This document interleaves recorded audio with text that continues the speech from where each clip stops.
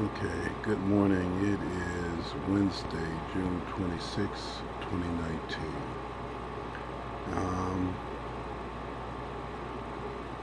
it's interesting because, oh, excuse me, I don't know why I just do that.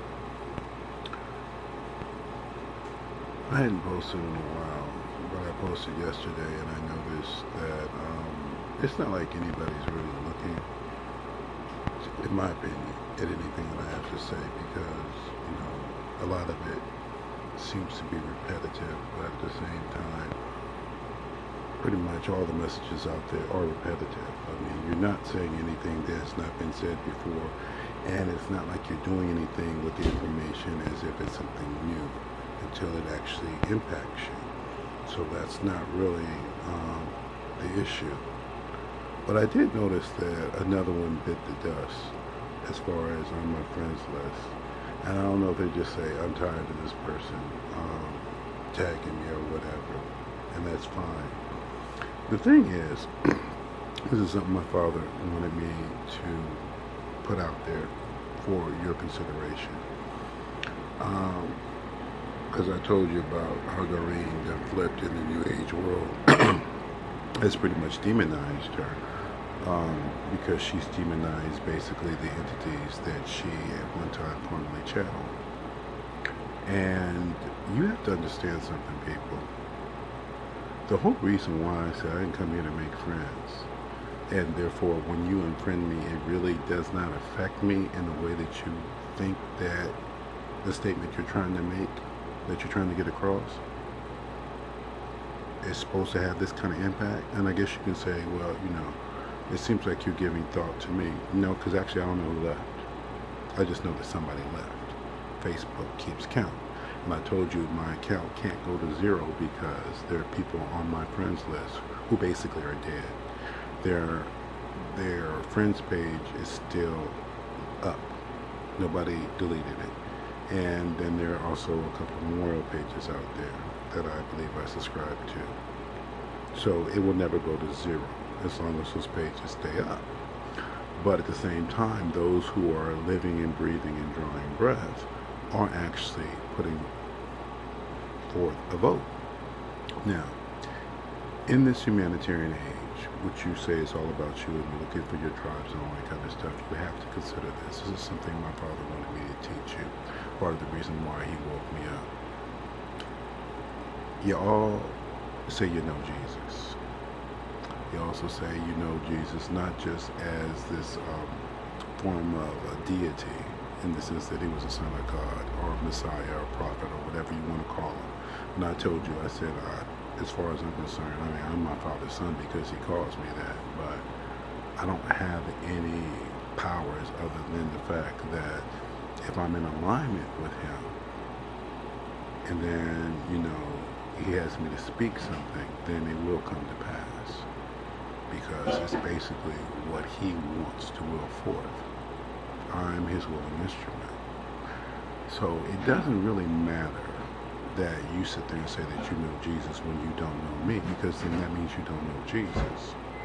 Because you cannot deny Jesus for anybody, much less himself. But you can't deny him for yourself and not for anybody else. Your ideals are whack. As you sit there and say somebody needs Jesus when you know damn well you haven't found him or discovered him for yourself. I told you Doreen's out there looking for Jesus. She had a vision. She has engraved or etched in her mind a physicality about Jesus. She's been studying that Bible, but apparently she did not learn that there is no graven image that exists for God, much less for his son or for any of you. For all these lives that you have been coming in and out and taking on different personas. That's why the devil can assume a pleasing shape. He's not a man with a pitchfork and and horns and whatnot and wearing a red suit, or a woman for that matter. I mean, he can take on a pleasing shape. It can take on a pleasing shape because really, as she would have taught you, angels really don't really have a gender. They can appear either way. It's actually about what is going to speak to you in that moment that you might be willing to listen to. So, when you sit there and say, well, I don't want to listen to this man, no problem. But see, this is where you can take a clue from Doreen. Doreen said, had somebody just told her about what she was doing that was wrong as far as that Bible is concerned, because she said she didn't pick it up to read it till she had that clear vision and she saw Jesus, and he didn't say anything to her, but it made her study the Bible. If somebody had just told her, she would not have made the mistake she made. And that is a load of crap. I'm going to tell you why. People have been telling Doreen for years that what she was doing was wrong.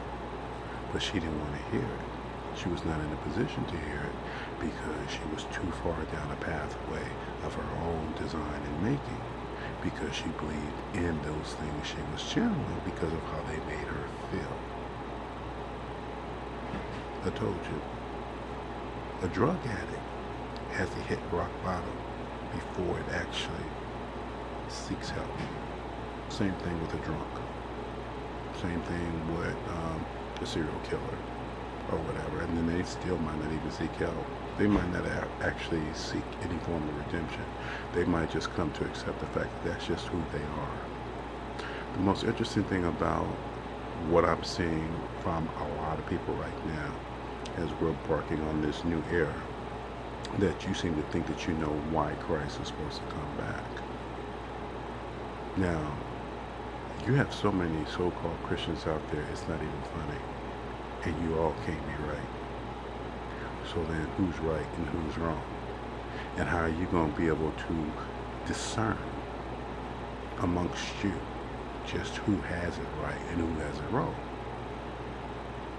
Now, right now you're focusing on common ground, or at least you're trying to, up to a point, but at the same time a lot of you don't see anything so common as far as the ground you stand upon, much less the air you breathe or the food you eat. You don't have a problem with the fact that you're polluting the planet, or that you're slowly, choking yourself out of existence with all these toxins and stuff that's going up into the air. All these plant fires and things that are happening, these accidents and stuff. This stuff is not bothering you. All these forest fires and stuff, and what these pollutants are going up into the air, the carcinogenics and whatnot. And it's not just, ash from just trees burning. You have to think about all the chemicals and whatnot that have been spread around this globe too. Each time that there is a fire and stuff, and the rains bring that shit back down to earth. See, the pollutants on this planet are now global, because the winds take that ash, that smoke, to wherever, and that's what they're talking about now, which they should be, because it's happening. See, my job is not really to make you feel better about yourself, because you got a shitload of work to do if you call yourself going to ascend in the way that you believe that you're supposed to be able to ascend. Just as I am is not going to cut it. Just as I am didn't get you anywhere with all of the relationships that you called yourself cutting cords to. Just as I am did not get you anywhere with those relationships that did not work out. All those failed marriages and those failed friendships and whatnot. Just as I am did not get you anywhere when you wound yourself up behind bars or in a mental hospital. Just as I am does not cut it. Who you strive to be is known and seen. How you check yourself is known and seen. The fact that you cannot accept another opinion or another take does not make you worthy of ascension. It makes you poised to actually suffer ridicule and abuse. If you're not trying to work on who you are, trust me, I know it's not my problem. It's yours. See, opinions are a dime a dozen, and I have plenty of opinions. But the thing is, they don't get anywhere with anybody except for myself.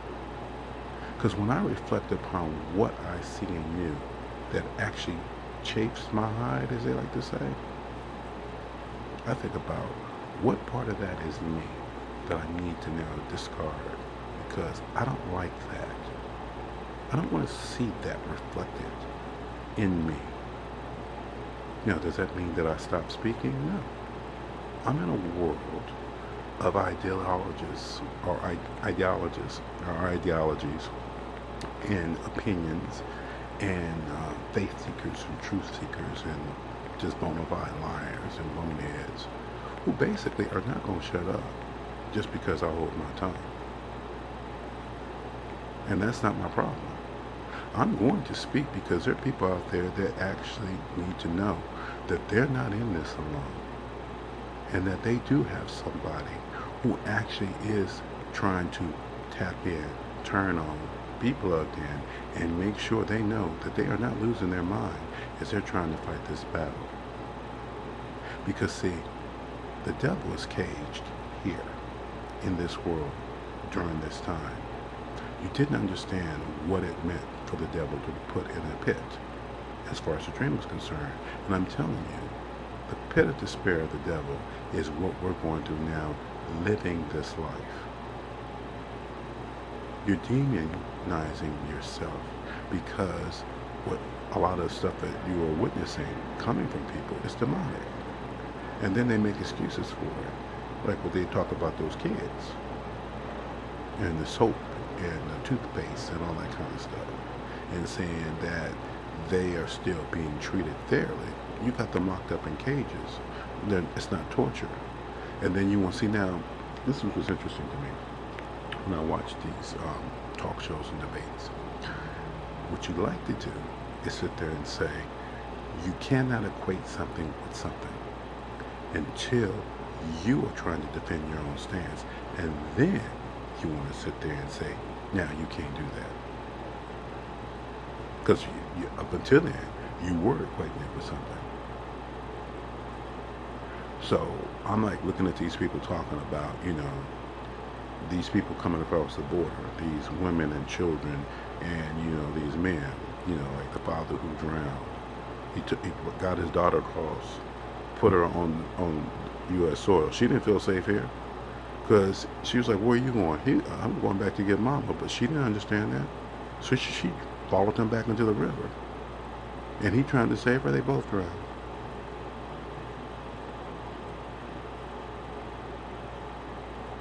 And you say, oh, that's just terrible. Yeah, it is. It is terrible. And the government says, oh, they shouldn't be trying to come here anyway.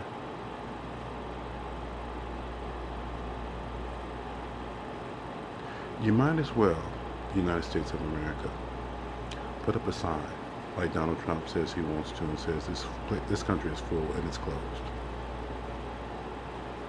In fact, do it one better. Instead of telling the world how great America is and how good it is to its people, show them the truth. Show the world how you treat its own citizenship. And say, and now show them what you're doing at that border and how you're treating people who are trying to come here because they believed in a lie that you put out there, which was propaganda. Own up to your own shit. And then maybe people will rethink coming here. Stop telling them this is a land of opportunity. Stop telling them this is a land of jobs and whatnot. When you know damn well the only people doing the jobs that you want done at minimum wage are these people. They're trying to come here because the rest of the people ain't doing that. I sat in that class the other day. The lady told me, she said, just straight up, she said, well, she wasn't going to do. I know certain things I'm not going to do. I can't do anyway. But we ain't talking about stuff that we're not qualified for or, just basic. But at the same time, I was on the state job website and looking at, there was not one position they had down there, including a janitor, that they did not want to do an examination on you. And we laughed about that in that class. I said everything they want you to apply for, or they say that they have job openings for, you have to test for. And the thing is, when you start thinking about it, there is knowledge that goes into even being a janitor and knowing what you're working with as far as chemicals and stuff go, and how to clean, how to disinfect and all that kind of stuff. It ain't so much just, you pour out some stuff in a bucket. You mix the wrong shit and you gonna create a toxic fume that's gonna have you pass out and a whole lot of other people too. So don't act like, everything is so simple that, you just go out there and do it. People blow their fingers off all the time at the 4th of July because they don't seem to understand that fireworks are dangerous. And just because you think that fuse is out does not mean that it is. Or you hold on to something in your hand for far too long and you don't know how to light and get away. I'm telling you, y'all are some interesting people. And you say you need Jesus. What is Jesus anyway? For some people, he's nothing more than common sense, an understanding of the Father and the relationship that we're supposed to have with him as well as with this planet and with one another. But see, you want to sit there and say, well, I'm just going to get away from him. Not a problem. And when you make that determination for yourself, and once it is solidified, meaning etched in stone, don't lament over the fact that you did it. Understand why you did it and where it has led you in terms of your trials and tribulations now in life. Because what was extended cannot be extended again. The second coming is not about extending an invitation for you to join with the Holy Spirit. You've already proven what you would do with that, with all this New Age movement stuff, because everybody who's in it has a past life where they were once involved with the church. And now you see what they're doing. They're channeling spirits, unclean spirits, demons, and more, and they're doing it for $1. Noreen did discover that much. Now, does it mean she's going to find her way out? Well, that's the question, isn't it? What did I discuss with my father? Just like there's levels of heaven, there's levels of hell. So maybe she'll get to a higher level in hell when everything is said and done. Because see, I cannot forgive her for what she did to break a cycle. Meaning that she wanted to terminate the Christian movement as far as, what you had in place. She didn't see it that way. But she did teach a whole lot of people. That angel therapy stuff, the cord cutting and stuff, that was separate contracts. She did that. And she thinks that that's something that I'm just going to say, okay, it's all good. I told you no. I put that in a recording before, and I mean that. I'm never going to forgive her for that. That was torturous to me. That was just like taking on your shit, having to bring it back through. Now, you might be of the mindset, well, we don't believe that you're him anyway. Not a problem. But you also believe that him taking on your shit and then having to say, after everything was said and done, forgive them for they know not what they do. Because at that time you didn't. That was one thing. But to know what you do now, and you say you saved by the blood, but at the same time, you think, hey, you can't be him. What? Because I'm not trying to tell you to come to some country with me and I'll serve you up some Kool-Aid? Oh, no. All you're getting from me is a video and some posted Bible scripture and whatnot. That's all you're getting from me right now. And then later on, you probably won't even get that. I don't know what your problem is as far as you thinking the second coming is all about, all of a sudden you're going to be proven right. You got to be proven wrong in a lot of things before you're proven right. And one thing I know for a fact my father was very good at was getting across to me on all the stuff that I had gotten wrong. Because it was stuff that was being taught in the churches and he did not like it. So he broke it down to me. And he explained it to me. So, do I understand everything? Yes and no. Anything I don't understand in the moment, I will understand later. But it doesn't mean that he has not been working with me on it. So, like I said, another one is bit the dust. I don't accept prayer requests, so please do not take offense that I don't accept your friend's requests. Because once you put it out there, on Facebook at least, you can see anything that I write. It means you can see this video and all that kind of stuff and know that it is not personal. It does not mean that I don't remember you. Some of y'all really don't remember. I mean, I remember the name, but the person, no, I really don't remember the person. But I mean, some of you, I do remember the person, the name and the person. And I'm happy to see you, genuinely happy to see you. I said, oh, they still kicking it and doing good. I mean, as far as the pictures that you post, but I'm not tripping, and neither should you. See, why do you think I'm on here working social media like most people work social media? I mean, some of them use it just as a place of or disseminating information. Some of them use it as a marketing tool. I ain't selling you shit. You either believe it or you don't.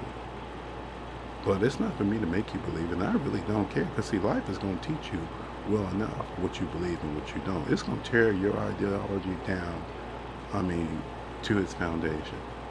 It might even rip out the foundation if it's built on rotted wood. How do I know that? What's happening now? Are you not looking at the world? Many people are becoming disillusioned. They ain't marching in the streets for nothing. They ain't yelling at these politicians for nothing. They ain't trying to take to the streets themselves to expose a light on something for nothing. Just like everybody else is out there sitting there trying to say, well, we need to stop them because, you know, they try to turn this into some like socialist country.